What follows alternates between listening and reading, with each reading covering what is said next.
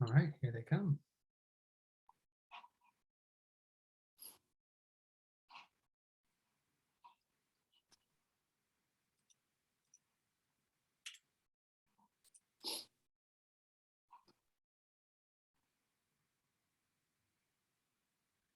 We'll just give it a minute or two for people to file in, get settled in at their computers, and then we'll kick off.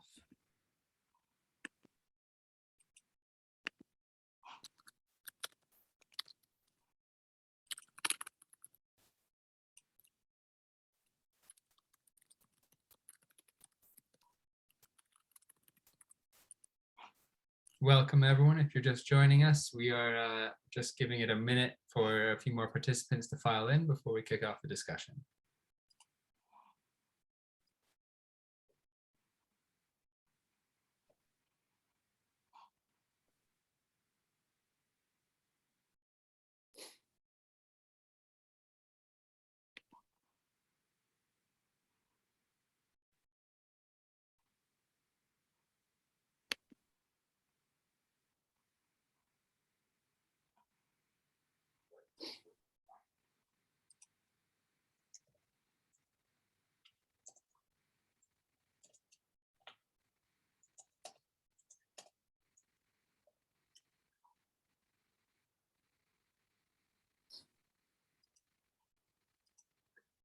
Okay, now that we're 1 minute past the hour, let's get started.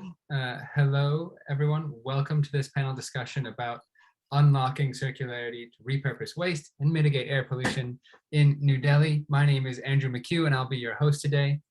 Before we jump into the conversation, I want to get into a bit of housekeeping first. Please use the Q&A function of Zoom to ask questions as they come up, free form. Throughout the conversation, we'll try to weave them into the discussion as best we can. And if not, we'll also be answering the questions live by typing them back in the Q&A. You can also use the chat. Please, we encourage you to use the chat actively to ask questions of other participants, to add comments, share links, suggestions, ideas with the group, and we'll try and work those into the conversation as best we can as well. And if not, it's still a great way for everyone to keep involved with the discussion. Now, what we're going to go through is we'll have a conversation with our panelists, and then at the end we'll have a time for a little bit of live Q&A as well if we didn't get to every question that comes up in the Q&A or in the chat.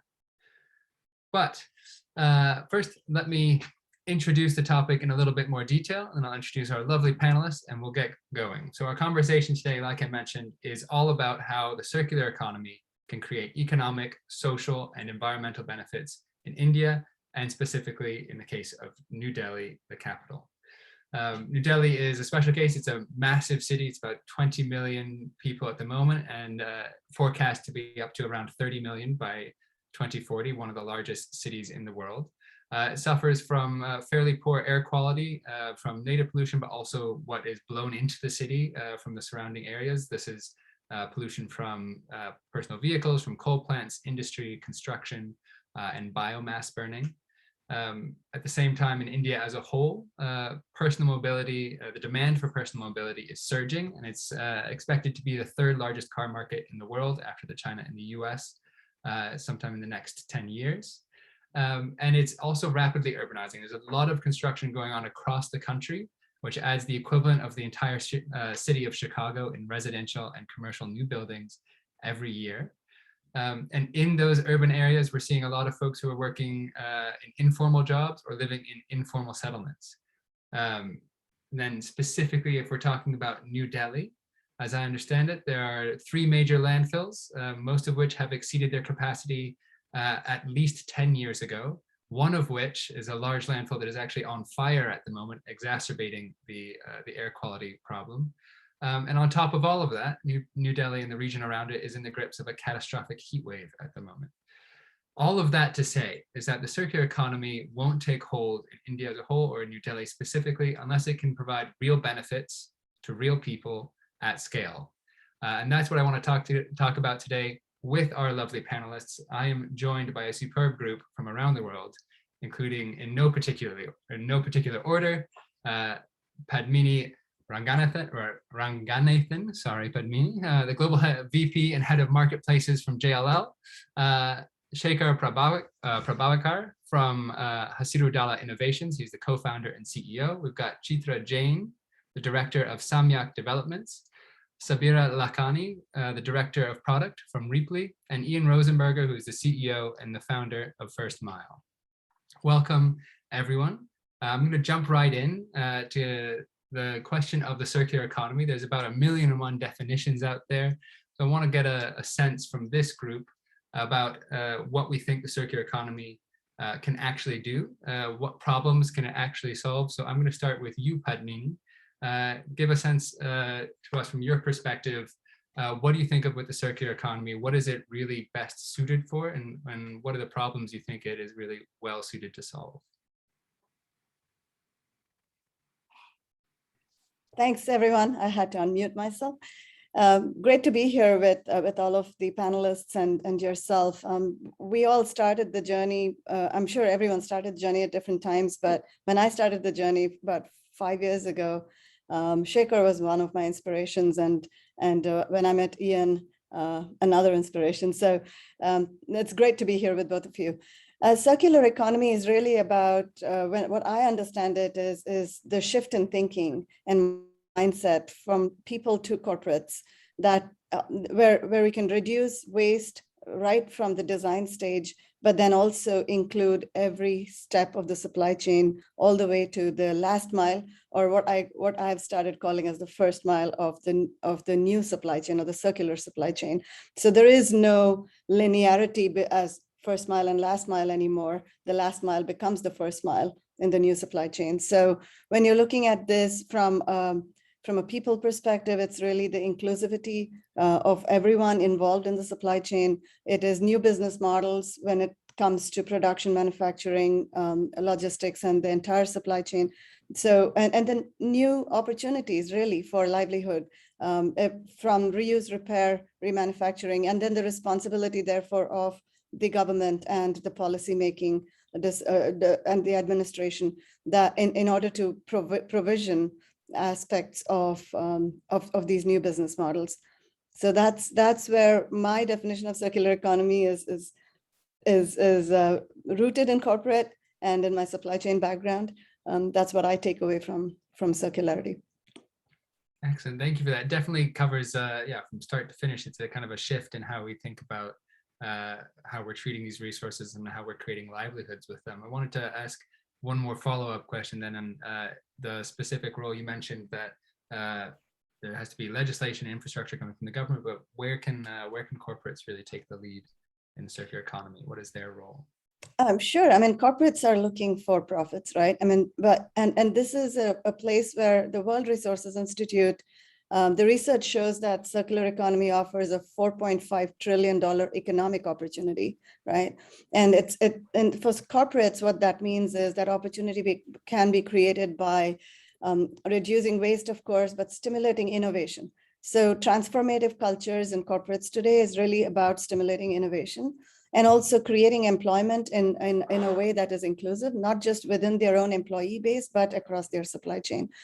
So the three roles that I look at for corporates is what everyone I think here knows about as producer responsibility or extended producer responsibility, starting from designing out waste to careful consideration of what material mix do you bring to your products, and what is the impact on that you can offer when you look at longevity of your products in the supply chain.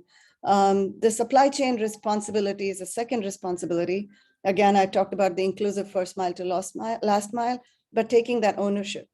How can corporates take the ownership? And I always think about how do we move away from the checking the box culture, because we comply by checking the box or and passing on the buck to the next part of the supply chain or the next part of the relationship. How do we move away from that? And lastly, post-consumption waste ownership. We've got lots of opportunities today across countries where we can learn from different models, whether it is economic and market-based instruments that legislations create and require in some cases, but voluntarily as well, take back schemes for post-consumption containers and the packaging, for example, and also minimizing non-recyclable content in your production, accompanying information that you can actually put on top of your labels, and taking that responsibility for consumer awareness, not leaving it out to the retails and the distributors and the local, but actually corporates taking that responsibility. Because I think when you're promoting your brand, you can promote awareness. So that's how I look at corporate responsibility overall. Brilliant. Thank you, Padmini. Now, Padmini made quite some mention of the opportunity of the circular economy. I want to turn this to Shekhar here and your work at Hasiru Dala. And how are you using the circular economy to be creating opportunity for the groups that you work with? You do some great work. Want to hear all about so we work a lot with informal waste sector and waste pickers primarily. And so we are in waste management. And if you really see the, like Padmini said, ideally, we should design out waste from the products, right? I mean, that's where the biggest bang for the buck will come from in terms of reducing waste. But there will be some waste produced. And today, the opportunity is there to ensure that waste comes back into the economy as a resource, hopefully the same resource as it was, right? For example, a PET bottle coming back as a PET bottle rather than downcycled to polyester fiber, right? So it's not just about resource recovery at one time level, but how can we keep the resource in play, hopefully endlessly, right? And therefore, I see currently for the circular economy, waste collection in a segregated manner, then recovering optimal resources from it as the immediate opportunity for kickstarting the circular economy, right? And till products and brands and actually design products that are repairable, remanufacturable, and reusable in some way, or at least recyclable at the end of it. For example, don't use multi-layered packaging, use monomer-based packaging, right? Because it's easier to recycle and cut out waste in packaging, cut out, make your, if you're in electronics, make it repairable by being able to take out parts and put back parts so that the life of the product is this. And all of this, if you really see, starts with actual collection or reverse logistics, right? Whether it's a take back scheme, whether it's collecting waste and putting it through the recycling supply chain, or any of those things. And how do we ensure that we create business models that actually integrate the informal waste sector, which is a robust sector in terms of actually waste recovery, into the circular economy so that they're not left behind, right? Because when you try to overnight go from an informal to a formal kind of thing, you will actually disintermediate those existing in the business today. And we have to ensure that the capacity is built for them to come into the mainstream circular economy and not be left out. And that is what organizations such as ourselves are trying to do. How to integrate the informal waste sector and waste pickers into the circular economy. Brilliant. Thank you, Shekhar. We're gonna ask you a little bit more about Hasiru Dala's specific business model, perhaps later in the bit later in the conversation. We'll definitely come back to it. But for now, I want to hear a little bit from Chitra about what does this opportunity from the circular economy start to look like on the ground to you, where you're sitting in New Delhi? There's a recent master plan that's coming out. There's, I mentioned these massive dumps outside of New Delhi. There's opportunities, yes, for corporates. There's opportunities to formalize waste pickers. Perhaps there's also opportunities to address some of the needs of residents in New Delhi. What does it look like when we start to realize those opportunities on the ground, or what could it look like? Yeah, thank you, Andrew.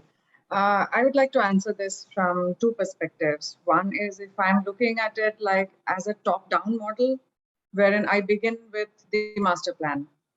And if I look at how the master plan, the 2041 master plan, stresses on various aspects, and if I were to look at it in the perspective of your circular economy, I think a lot of things fall into place without obviously stating circular economy, but then we are looking at, regeneration, of existing areas in the city. We are also looking at, how to have a more inclusive development, equitable distribution of resources, and equitable access to resources for all, income groups and informal sector as well. And we're also looking at how to take care of our environment in terms of pollution, in terms of, both air and water pollution, land pollution. Waste management, of course, is also another aspect which has been greatly stressed on how we can improve on the waste management. And in addition to all this is translating all this into space requirements. When you're talking of a master plan, obviously you're also talking of a land use plan, a physical spatial map for the city. So whatever we discuss in terms of a policy, or let's say a vision for the city, also has to be translated on ground in terms of, say, guidelines, in terms of space requirements. So all those also form part of the master plan, and in some way will also be part of your circular economy requirements. And if I were to look at it from from a bottom up approach, then to me, I think to make it more implementable and a successful model which can be scalable and also on a long-term perspective be more sustainable, is to start involving the neighborhood level community. So which means in Delhi we have what is called the resident welfare associations, which are irrespective of the size and the scale of your neighborhood. Every neighborhood has a resident welfare association or a community level organization. So that to me is the grassroots level from where we can actually implement your circular economy models, be it waste management, be it recycling, stressing on reusing and recycling. So maybe I can come to the actual examples a little later. But coming from the perspective of Delhi, I would say yes, we have a vision for the city. The new master plan does talk about various aspects which I think fit very well into a circular economy model.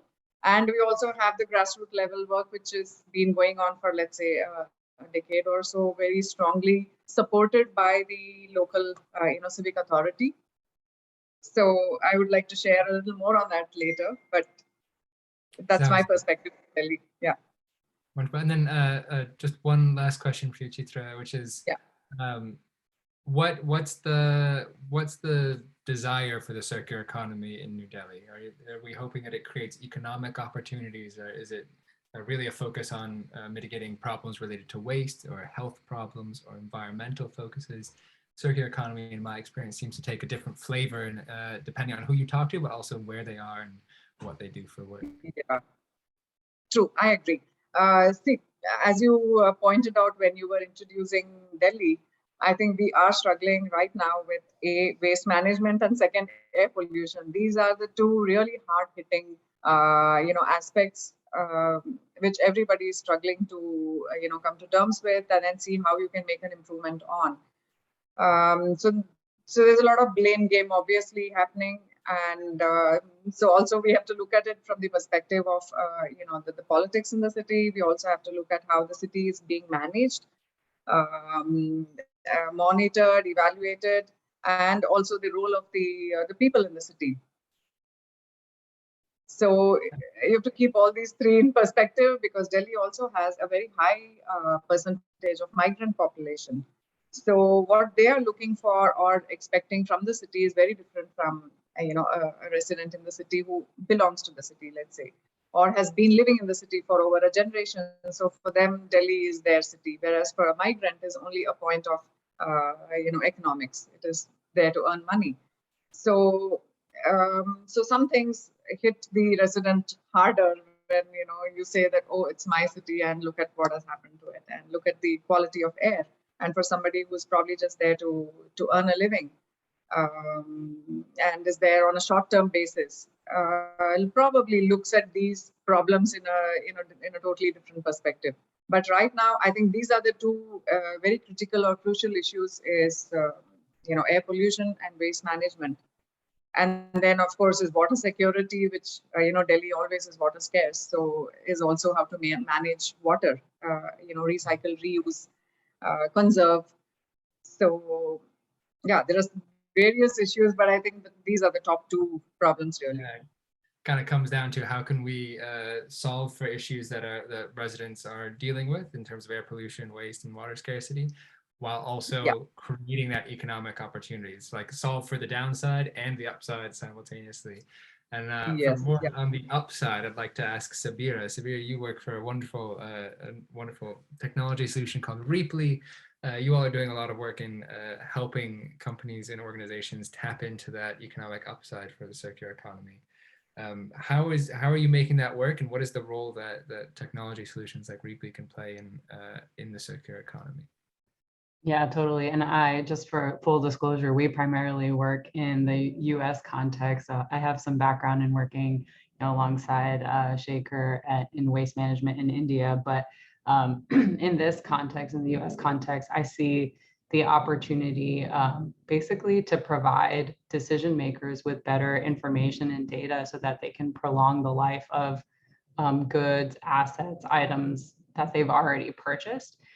So if you think about a large company that has a footprint both in space, right, like in a city, a company like Google, Facebook, Goldman Sachs, all of these organizations take up space in a city, and then they house a lot of stuff that they purchase, right, indirect procurement items that help them run their operations. And those are goods that they're always looking to replenish. And in that role in the space that they take up, they are inherently connected to organizations around them, but also in today's world, inherently isolated. And it's because we don't have a lot of good data and information to connect those organizations that are maybe right there, right neighbors, and that kind of decision making of being able to facilitate movement of materials and goods between organizations doesn't really exist. So from my perspective, giving power to, let's say, a facilities manager or a procurement specialist at an organization like Google to know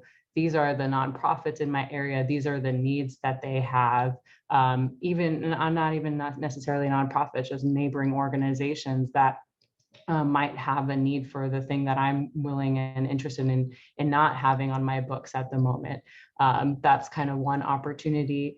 Another is being able to support and build up refurbish and remanufacturing economies. I think Shaker was kind of mentioning this earlier as well, as if local players understand the demand and the need for those kinds of services and have relationships with large organizations, and those new business opportunities can flourish. But again, there needs to be a lot of data and connectivity between organizations for smart decision making. And I think technology really, there's a huge opportunity there. And these organizations that I'm talking about aren't just in the US context, right? In Bangalore, Goldman Sachs has a huge office space. And we used to work with tech parks there where they take up a huge footprint in the city and are generating all kinds of waste, not just kind of your daily municipal waste, but also assets and inventory that they need to eventually dispose of. But there's huge opportunity there to maximize the value of those goods and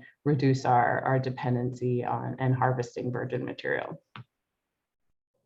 Really cool. Yeah, I'd love to come back to you maybe a little bit later about the specific economic upsides that are sort of driving this for your clients. But before we go too much further, I want to hear from Ian. Ian, we've been talking about a lot of things that we hope the circular economy is going to help us solve. Waste issues, pollution issues. We're hoping that it can create business opportunities and that we can actually motivate businesses and corporates to really go all in on it. So I'm going to ask you the question. What, from your perspective, what is the circular economy good for? What can it do and what can't it do? Like, where should we realistically focus on it? Oh, goodness, that's a good question. And I'll give you 3 hours. it can't do more than it can do right now is the honest answer. And before I start, I should say I'm really glad to be on this panel with Shekhar. My team just spent some time on the ground with him and his team in Delhi, and we just love the work that he's doing with waste collectors. I think the thing that we need to remember as we put all this in context is that there is a landfill right now in Delhi that's on fire. That it's combusted for a lot of reasons, but it's largely a landfill that's collecting unsorted waste.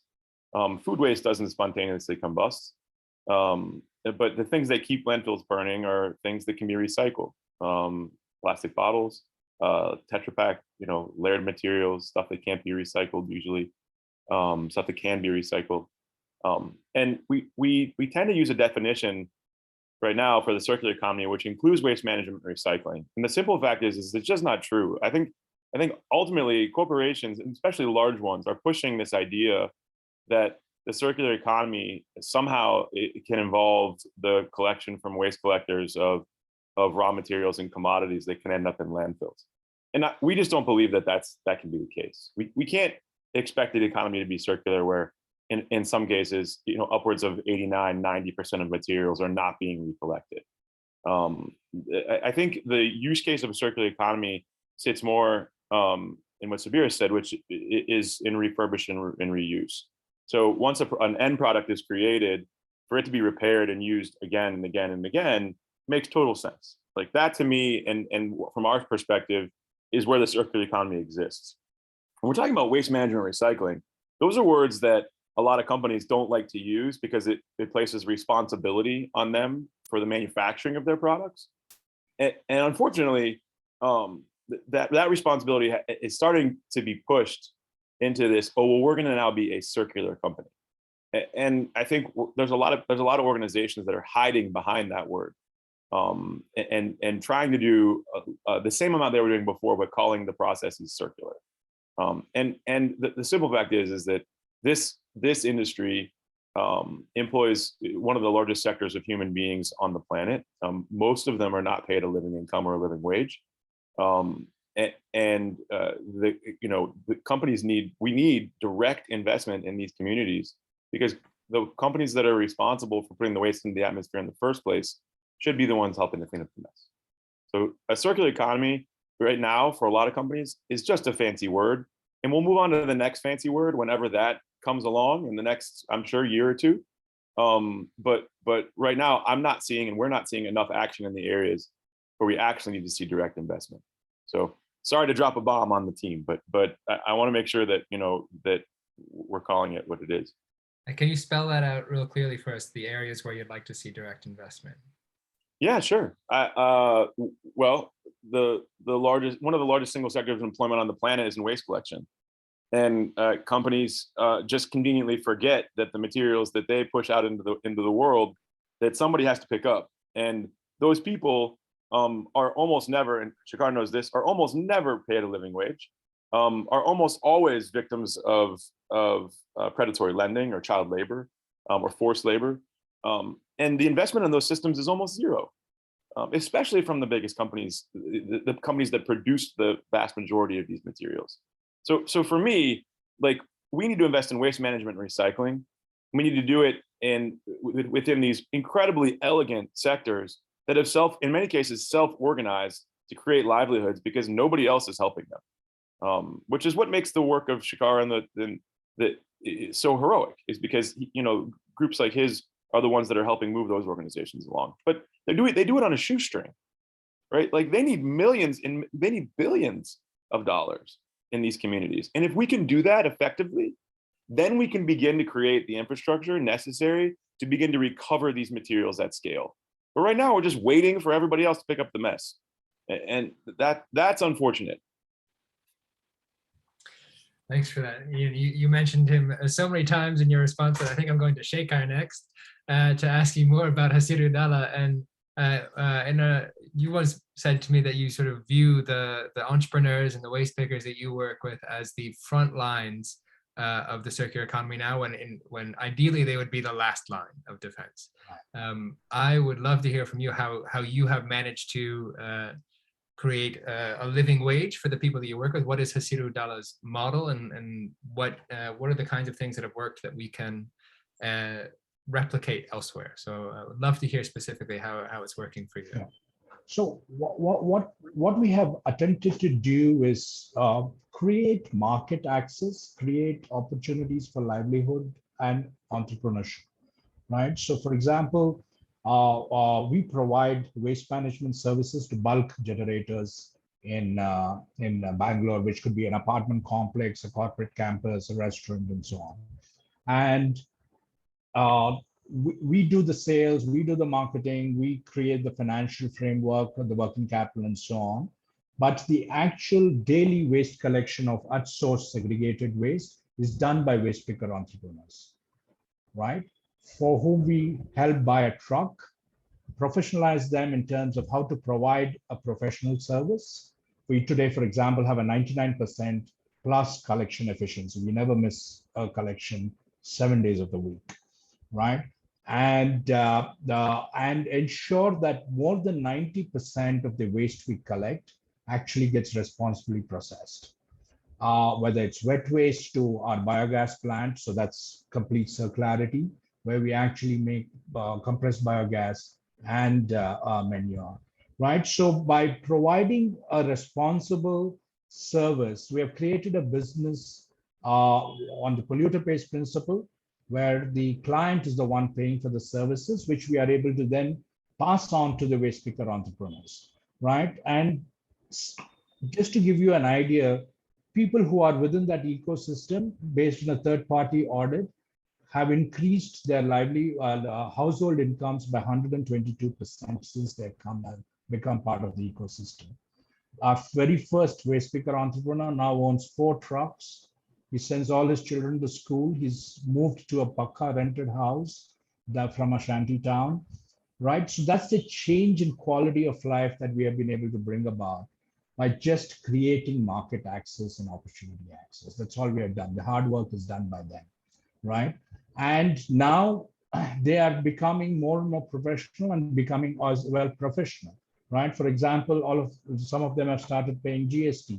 All of them filed their income tax returns. They started getting credit lines from the banks, right? So it is about how do you create business models that actually create where the profits can be shared with the first mile, right? For example, we have launched social plastic, where plastic that we aggregate, we go to a brand like Cofresco in Europe, for example, where we actually charge a social premium, which we pass back on to the scrap dealers, the waste picker entrepreneurs, and the dry waste collection center waste pickers, right? So that is a circular economy because it's going back into their product, but they are acknowledging that the waste that they procure into their recycling supply chain is fairly traded and sourced, right? We have World Fair Trade Organization, Fair Trade Guarantee, for example. So, these are some of the ways of ensuring that you are creating opportunities where they can integrate themselves into the mainstream circular economy. I hope I answered that question. Yeah, you answered it very well. Thank you, Shekhar. I appreciate it. I want to move over to you, Chitra, to ask a broader question. We've been talking a lot about the informal sector and sort of dancing around the question of community involvement and inclusion. To what degree is this a part of your work around circular economy or the master plan in New Delhi? And which communities really will come to the forefront? What does that mean? What does inclusion in the circular economy mean for New Delhi? I believe you're still on mute. So sorry.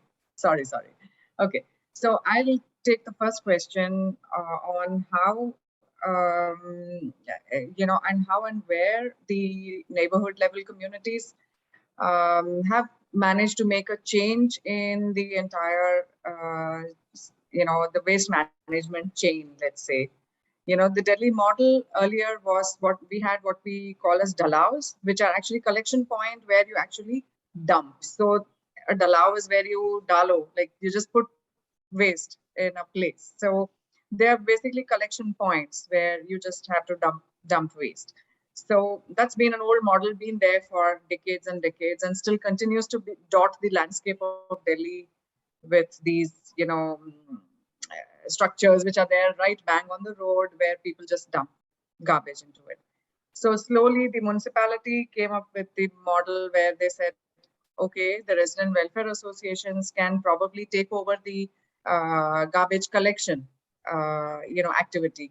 So a lot of RWAs, and that became one of the services that they offer to the community.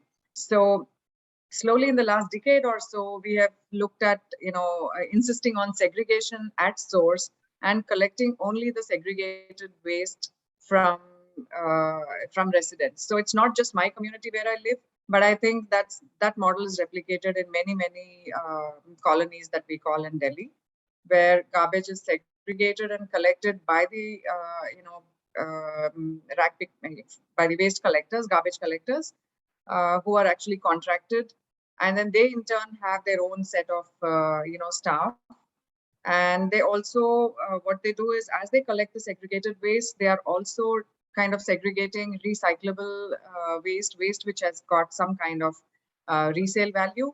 So that could be plastics, that could be glass, that could be tin cans, paper, cardboard, plastic wrapping material, clothes. So they kind of segregate this right at your doorstep. So their cart is like a multi-compartment, contraption. And they also segregate the green waste. The kitchen waste then goes to a composting unit, which we have created in our community in one of the parks. So we have several composting pits that were given to us by the municipal corporation. They helped us. It was more like a PPP model where they said, okay, we'll aid you and give you this as a facility.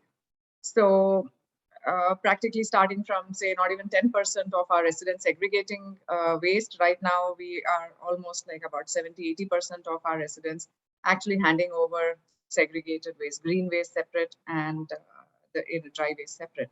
So this has been an activity which we have been doing for about 6-7 years. And I believe there are many RWAs in Delhi who are also doing this at the moment. We also take care of the garbage collectors or on our payroll. And during the pandemic, we in fact took care of supplying them with masks and gloves and making sure that they were kept safe.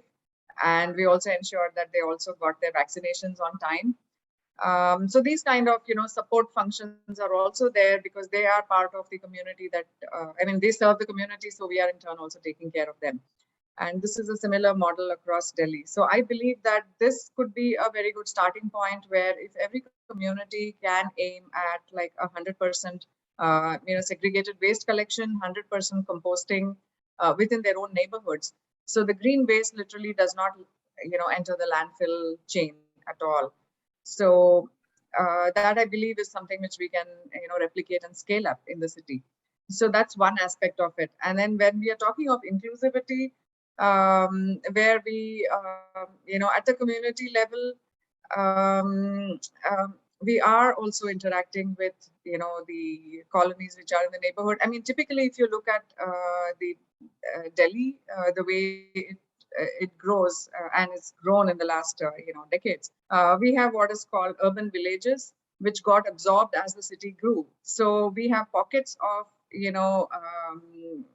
not really rural at the moment. So villages which have now become totally urbanized. And so they have a totally different income profile of people living there. And so there is a great deal of dependence between these, literally neighboring, residential pockets. So there is a great deal of dependence. We are literally, the job suppliers. So they are there as, drivers, maids, the informal sector, which works at various levels inside any community. So they all come from literally walking distance neighborhoods. So there's a dependence there. And in terms of waste management right now, also we are depending on them to like kind of, educating them and talking to them about single-use plastics, and say no to single-use plastic is one of the slogans of the, South Delhi Municipal Corporation, where they're insisting on actually educating different market groups, informal sector, residential pockets, literally on every street which has got some kind of, informal vendors existing. So the neighborhood and the, RWAs also go talk to them, and we talk to our, residents, telling them, please do not use plastic, carry your own cloth bags. So all these cloth bags are also being kind of stitched by tailors who are, in the vicinity and neighborhood, and talk to them about the ill use of, where all this plastic lands, it, ends up in our rivers and in our drains and in the soil. So kind of there's been this kind of a symbiotic, relationship. So to me, that's one aspect of inclusivity that I think has, been promoted by the resident welfare associations. Thank you, Chitra. Padmini, we've just heard a couple of examples of bottom-up sort of emergent ways of creating value and sharing that value between residents within their community. You mentioned earlier that corporates have a role to play in the circular economy at every level of their supply chain. I'm wondering if you can help paint the picture of what that connection looks like from corporates looking at circular economy business models, looking at educating their clients, looking at educating their employees, changing their supply chain. How can we connect the dots between big corporate campuses and operators in a city or metropolitan region and the actual communities? Absolutely. I think I'm a new learner in the space. I just joined the company I'm with right now about 7 months ago, and definitely learning facility management and corporate land use. But honestly, it starts from there. It starts from corporates' use of their facilities and of the land, and as they are looking at city planning or working with the cities on city planning, etc. And these large campuses that get set up, as Sabira mentioned, it is about how best to use the space that they have, and how to even share the space that they have for multi-use. This has got to be created, taking responsibility for the community and the space around them. I think in India, we've seen some fantastic models, decades ago, right? Steel plants that would come up would create communities for living and grow the natural population livelihood of the communities around them. For every not so good story, we've seen a good story, right? So what if we just take those positive stories from the Tatas and from some of the well-known houses that have done it, as well as the local houses that have shown responsibility, and just kind of create that awareness, right? I mean, I hope someday media will switch to positive news and stop the negative news rhetoric that we always hear. It's one thing to be made aware of the problems, but it's also equally important to be made aware of the solutions. So corporates, I think, have this role to play from a regenerative perspective, right? So we talk about corporates that are producing or using regenerative, using natural resources. We are looking at agricultural resources, and how do corporates then take that responsibility of not only procuring raw materials like cocoa or coffee, but how do they take responsibility for the collection of the coffee waste? I was actually in a presentation yesterday from one of our suppliers, and I do run a marketplace. I'm very much involved in technologies behind connecting buyers and suppliers. And so when you're looking at a supplier that's Keurig, they've just come up with this K-cycle recycle solution, right? So every Keurig brewer is equipped with a K-cycle biodegradable container that the coffee grinds go into. And those coffee grinds and the biodegradable container comes with a UPS label. So it's naturally then connected with UPS to ship it back to a composting and reuse facility where the coffee grinds are then put back into the regenerative supply chain.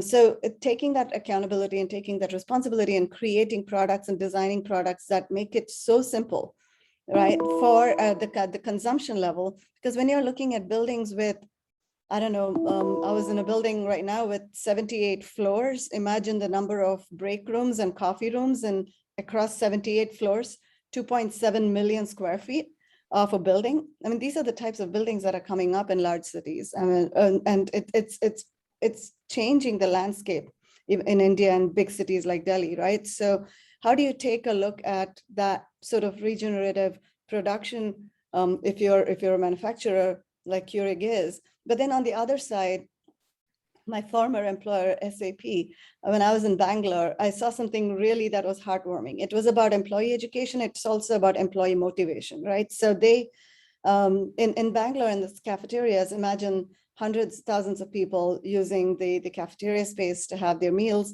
You do have this assembly line, right? You can all visualize how you have you're eating in your plates. I mean, India is fantastic in terms of reusable plates and spoons and cups. I mean, I don't see that as much in the world that I live in. It's always disposable plastic, and it's hard to make that shift. I'm seeing people throw glasses in the landfill container when the plastic bottle labeled, it's sitting right next to it. So I keep wondering about that. But in India, that's not a problem. In the SAP canteen, they actually have this assembly line of getting your used plates back into a place. But before that is this big trash bin, and it's sitting on an electronic weighing scale. And there's a big, display that says when you throw your compostable food, leftovers, etc., into that bin, it actually it's constantly measuring how much of compostable waste you created and how much of that waste is not going to landfill. And that is an employee satisfaction issue as well as an employee pride issue, that when your company is doing something really good, but also it's educating you on how to behave more responsibly. So those natural ways in which you can engage, I've seen in my lifetime, in my work, companies that do good. In the manufacturing side, I think companies are taking now a better approach to raw material procurement. So we've seen so many new vendors come up, right? So Notpla is one of the most recent vendor in packaging that is producing revolutionary materials. Like, I think they have a very interesting, packaging that disappears or something like that as their tagline. And it's made from seaweed. It's made from seaweed, biodegrades in weeks naturally. And they have created unique machines and materials to package. So now that's a whole industry in itself, right? So how do you bring that industry to places like India? How do you create that livelihood opportunity? So there's so many different ways I think corporates can take that responsibility, can grow and shape, even hard to reach places, or hard, if you look at the bigger problem and look at the people and the population and the pollution, you will only look at that negative side. But if you start opening your eyes to looking at solutions that have worked within India and abroad, and these media channels that can share this information, I think we'll see some natural entrepreneurs in India picking up these examples and running with it, like Shekhar has. So. Thank you, Bhamini. I want to seize on the theme of sort of opening your eyes to the opportunity. In the chat, we had a question about how to influence companies to move away from planned obsolescence. And one of the answers there, one of the examples given by Ian in the answer was that fashion companies or apparel companies were fine with their goods being thrown away until there was a demonstrated market for it. Now, sorry, Ian, to use your name, but I'm going to shift it over to Sabira, actually, about how you are sort of, what are the real opportunities you're opening companies' eyes to, and what is that value? We keep saying secondary markets are great, or sharing materials are great, but tangibly, like, where does the money come from for these folks, and how is that working? Because I think this is what's going to get that upside going. Totally. If you think about organizations that house, let's just take one type of, asset, your workplace assets, right? Desks, chairs, computer monitors, and you know, everything that facilitates our work. You know, companies have teams dedicated to managing those kind of assets across their real estate, across their footprints. And it's somebody's job to kind of manage, you know, who has what. And then also when they think they're ready to maybe refurnish or repurpose or even get rid of these items, it's somebody's job to make those decisions. Now, historically, you know, those decisions are made really manually. They're calling liquidators or their local landfill, or maybe trying to donate some stuff, but it's really, you know, phone-based, email-based, and then, you know, last minute decision is I have to throw this out. Because really the problem that they're facing is I have a short time period. I have to meet the needs of my organization and just like clear the space, or I need to get rid of things as quickly as possible, and not really necessarily the motivation hasn't been around revenue generation or investment recovery. But if you provide the data around, we can make your assets more visible, we can create more of a market so that you get more value from your materials, either internally within your own organization or externally, and you can manage those transactions digitally, then you can say, here's an ROI. You're saving XYZ cash by reusing this chair within your organization. You didn't throw it out. You didn't have to pay to get it disposed.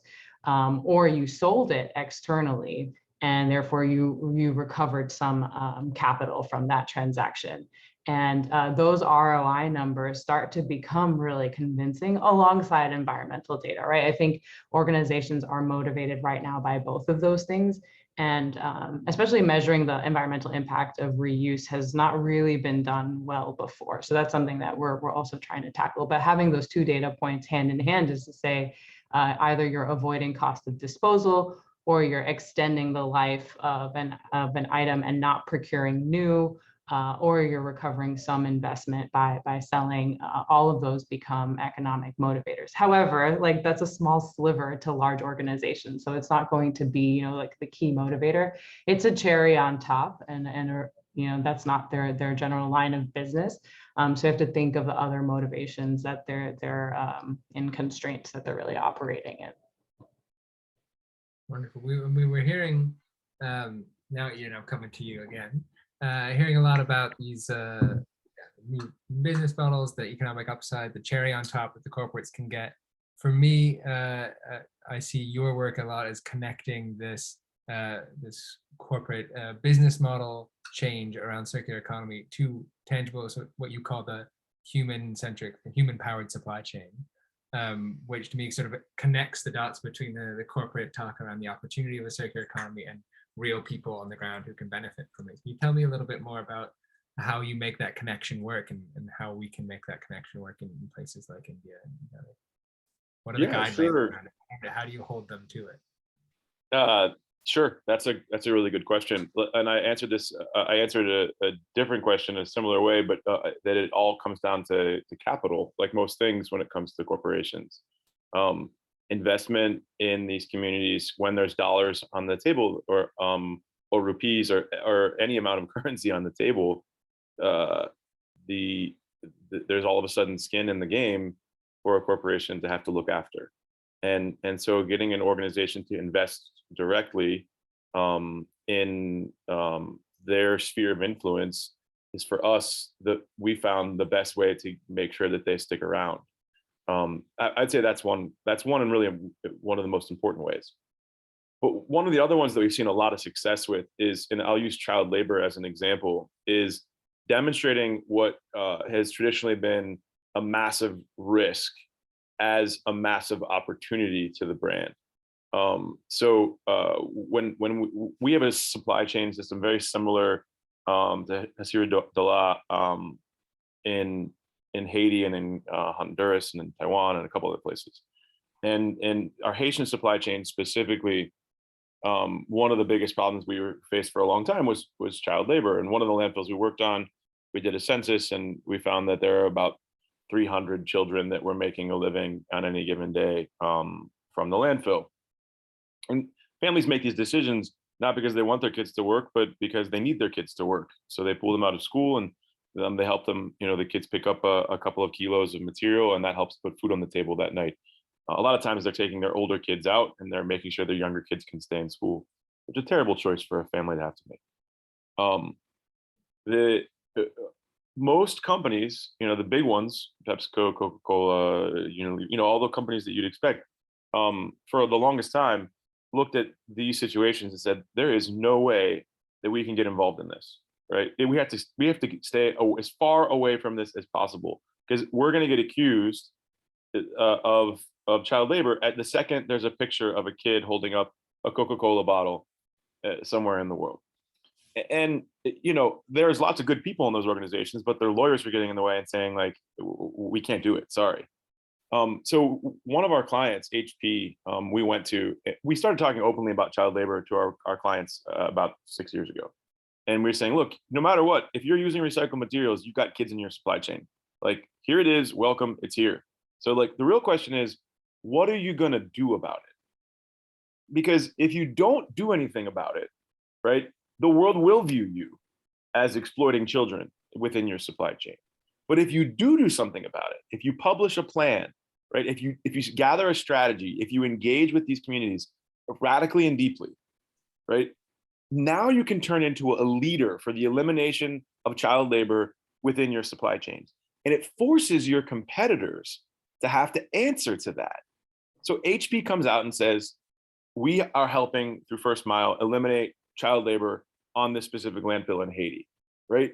And it immediately was a success for them, because it told their employees, their customers, their board, that they cared and were deeply engaged in these solutions. We cannot underestimate the power of psychological warfare, I suppose, when it comes to involving organizations and forcing them and their competitors to respond in these cases. We have found so much success with that tactic that now child labor is an issue that all of our clients want to engage with. How do we solve for child labor? So I would say it's economics, and then using peer pressure to really force the decisions that are required. And then if you can enable all of that with technology, like the work that Reple's doing, then you can start to create the necessary inertia to solve these problems at scale. Because ultimately, you heard Shekhar talk about all the really wonderful programs they're doing, and I know literally 36 of him out in the world that have really wonderful organizations and are doing things with, call it 5, 10, 15,000 people.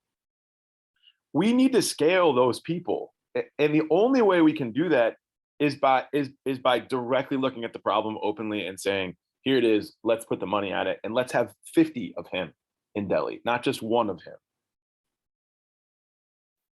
I would love to see that. Now, I want to bring this to a group of stakeholders that we have so far avoided talking about. And I see a question that I've been leaving in the Q&A for Chitra to answer. So coming at you, Chitra, about in New Delhi specifically, how are you aiming to involve government stakeholders in this conversation? And to Ian's point, get them to invest in these initiatives, in these models, in these residents' welfare associations, and the solutions they come up with, the pilot projects, the infrastructures. How does that conversation look, and where are you hoping to bring the government to?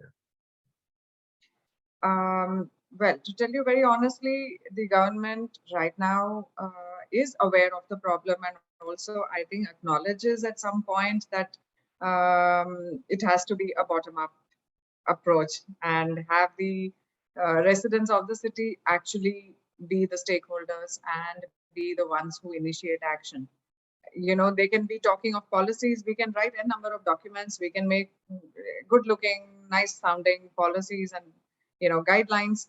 But at the end of the day, unless you have the residents and the citizens be part of the solution, so that's the only way you are really going to be able to make a change.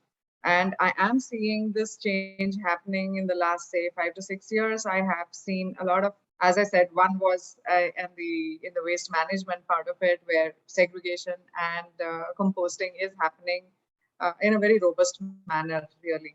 And the other is where the recycling and reusing part of the 2 R's on waste management is also being pursued. And with the support of the municipal body, or let's say the urban local body in this case, is also supporting all these ventures, and they are in fact carrying the message through their marketing and advertising, without actually using the word saying we'll penalize, because you can only penalize if you are able to monitor. And we understand that given the scale and given the population count that we have got, it's virtually impossible to say that I'm going to be monitoring and penalizing at a household level. Are you segregating or are you not? And are you recycling or are you not? So these kind of movements really have to be pushed as an agenda from the citizen.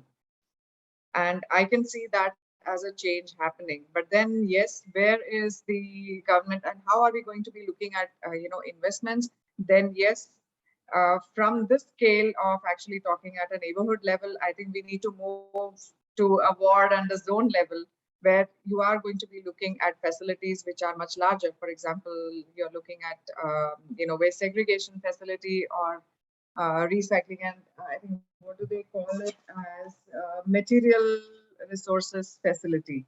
So that's one thing which we really should be looking at in Delhi on a large scale and a larger platform. The material resourcing, so that's where your recyclable and reusable component can be taken care of and not hit the landfill. So the only inert material reaches the landfill, and everything else has to be brought back into the economy in some way. We are having a lot of generating a lot of interest in e-waste, and e-recycling plants are also coming up, in Delhi. And we have young entrepreneurs who are getting into this field. And I really don't know what kind of support they have from the government in terms of, are they given some kind of, support, some tax holidays maybe, I'm not sure of that. But being a planner, for me, everything translates to space. At some level, I'm looking at, hey, where's the space for this? I mean, in existing communities, where is the land for doing something like this? So the government really needs to be looking at these. And since they are not really, I'm not sure how much profit they make. So I'm not very sure to what extent a private player, or let us say a private real estate developer, would want to get into an activity like this, unless they see profit. And land costs in Delhi are so high. So to make it a profitable venture, the government really has to be giving them land at literally like a zero cost, and say that, okay, this is the land, and now, so that's their contribution, is to give you land, and then the private player probably then brings in the rest of the, infrastructure. And then maybe one can have a more, profit kind of a model. But until that happens, I think we need to be doing a lot more work from the government side, and kind of working with them. And yes, a pilot project really would make a difference, because even if it is to a smaller scale, it proves that yes, this is a possibility, and then now give us land and give us money or give us the infrastructure. So those kind of demands. The other model is to include them as a, as also a stakeholder and partner in the pilot project. And I can see, Delhi will be, I think, open to a concept like that. Absolutely. So, I mean, it really does come down to, it sounds like it really comes down to the government being able to make land available for these activities. And I think, like, more so even than many cities around the world, the demand for land in Delhi is extremely high. So exactly. there was a question mid your response, Chitra, about bottom-up approaches actually absolving the government from taking responsibility for making their changes. And I think the question is, if we're saying neighborhood residents associations or welfare associations are going to sort of demonstrate that it works, where's the government meeting them halfway? And I heard a great answer, and if we can make land available, that's a good start. Wondering if you think there's another way that the government can take responsibility, that maybe even before the waste stage. The answer can be no. It can be that these things that might not have political support. But I'd love to hear what the situation is from your perspective. Well, you see, Delhi being Delhi, I mean, there are no easy solutions because we have, as you said, the political aspect is also very, very important and has and plays a big role in how Delhi is being managed. So it's probably very easy to put it down on paper, but to actually implement it on the ground, there are many, many challenges. So I don't know. I think the best way would probably be to have the government as part of as one of the stakeholders in the whole process. And that's the only way I think it will work. And yes, where is the government meeting this whole process halfway through? Really not much at the moment. I think this is right now, it is being pushed as an agenda more from the residents, because pollution is hitting everybody really hard. So whether it is children, whether it is elders, most of them at some point or the other do come across some kind of a respiratory problem. And during the winter months, you can actually feel and you can smell the acridness in the air, So everybody's actually wanting to be one of the, let's say, one of the change,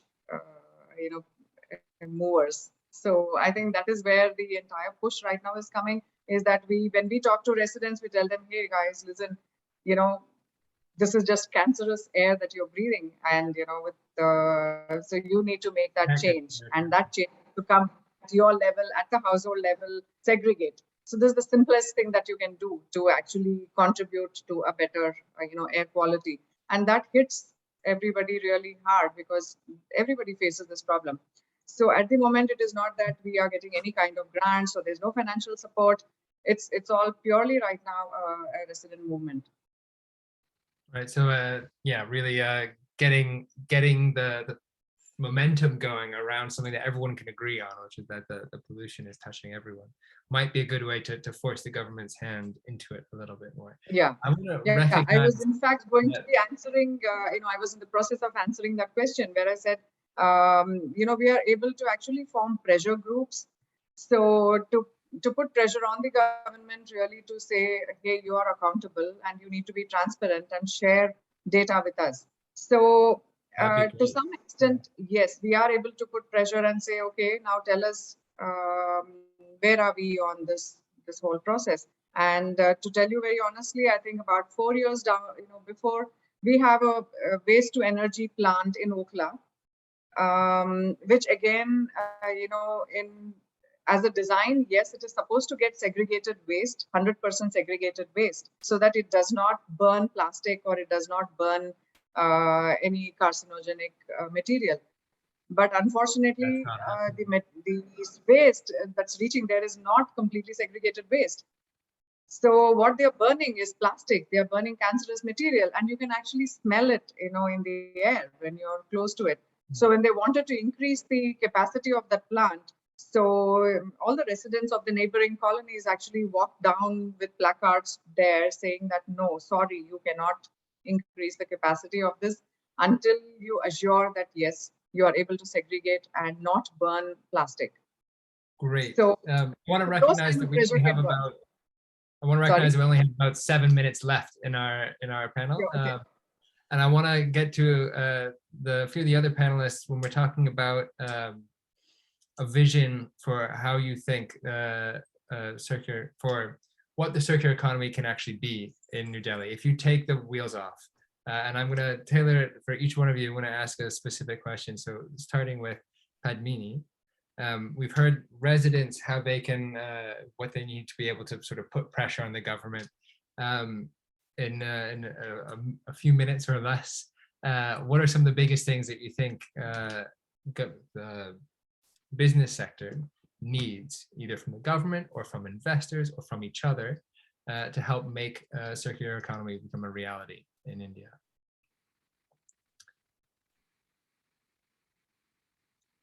Sorry, I was on mute. I think the main the stakeholder formation, right? So if the business sectors can come together, across the supply chain, and starting with manufacturers, but also then connecting the first mile of the supply chain, taking that responsibility and transparency, setting that transparency across the supply chain. And coming from a technology background, I really do believe that technology is an enabler. When I say technology, it's technology not only for manufacturing and so on. We talk about catalytic chemical recycling, biodegradable polyesters, but really that everything from science to chemistry to manufacturing technologies, and then the digital technology, the digital infrastructure, which actually transfers that data back for transparency, right? So Chitra talked about government provisioning data to citizens so that stakeholder relationship can be maintained. I think it's corporate's responsibility also to provision that data. But how do we do this? And the government requires systems like digital twinning of a city, right? A whole GIS map of a city of what is where and what is it used for. Imagine then overlapping that with how is what are the flows, the product flows, the distribution flows, logistics flows, as well as the material waste flows. I know you guys are doing some good work there with metabolic in that area. And lastly, I think as Sabira was mentioning, right, the business is really taking responsibility for what they procure. And these systems like marketplaces, while it is there to enhance the economic trade activity between buyers and sellers, there is more of a local component that we need to introduce.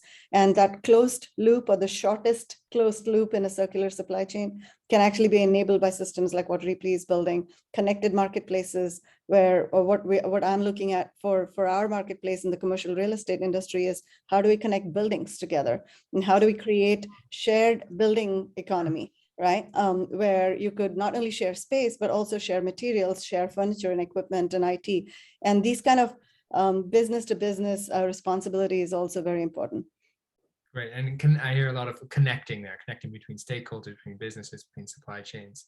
Shekhar, I want to ask you, since there's only one of you, what would you need to have an entire city covered, have all of the waste covered by folks from, like your entrepreneurs from Hasira Dala?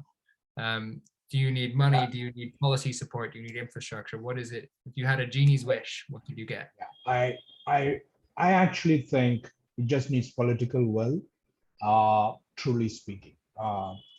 Everything else is accessible in some form or the other today. But it requires political will to look at waste management in a holistic, people-centric manner, and for all the stakeholders to think. For example, the producer should move from cost of production to cost of consumption, right? When they are thinking of their pricing, for example, right? Today, all that cost of post consumption is an externality, which is part of the problem, which is what we're trying to fix with EPR and so on. But if they start thinking cost of consumption, then they will know how do you monetize that extra value that you're going to try and put into your product, which is ensuring that it is coming back into the economy. Who will pay for it? Where will it come from? And therefore, as Ian said, a lot of it is about economics, right? But in places like India, one is the economic engine has to work, but the most important, in my opinion, is political will, right? Political will in terms of understanding their role. And for me, the government's role is policy, for example, an extended producer policy. Second is provision of land and infrastructure, because waste, an end-to-end waste management process is negative value. Someone has to pay for it, right? And the government's contribution to it should be in terms of land and infrastructure. So I bring it down to political will more than anything else. And the second, I think, is especially corporates understanding that, as Ian rightly said, you have to invest in the collection system, which includes people, and how do you ensure that you get fair wages, fair prices for all those players. Thank you, Shekhar. Now we're in the last minute, so it's going to be a lightning round with Ian and Sabira, but I'm going to simplify the question to sort of, if you could have one wish to actually make a circular economy work at scale in places like New Delhi and around the world, what will it be? I'm going to start with Ian and we'll finish off with Sabira. Yeah, I'll keep it very short. These problems are all very simple to solve. We simply have to decide to solve them. And we like to make the problem complex. I think anybody who tells you the problem is complex and it's very difficult, there is some truth to that. But we seek to make simple problems very complex. The problem is there's a lot of trash on the ground. We need to make less of it, and we need to pick it up. And the people that pick it up, we need to make sure they earn a decent wage to do it, because they're the ones that are saving our butts from that material ending up in the oceans and in burning landfills. And anybody who says that there's more to it than those things is missing the point. Brilliant. I love it. Thank you, Ian. Sabira. And then once you decide to actually solve the problem, human behavior change, systems and infrastructure investment, data and informed decision making. Those are probably my three. Brilliant. Well, we're at time, so thank you all very much for joining us today. Thank you to the audience for joining. Thank you to our panelists for this wonderful discussion. I heard a lot of great wishes for how we can make the circular economy work at scale, including political will, connecting people, changing our behavior, making land available. And I think it is as simple as Ian says. So let's all take that forth. This recording will be shared after the fact. So if you want to come back and revisit any of this information, it will be made available to you after today. So thank you, everyone, and have a good rest of your day, wherever you are. Thank you. Bye.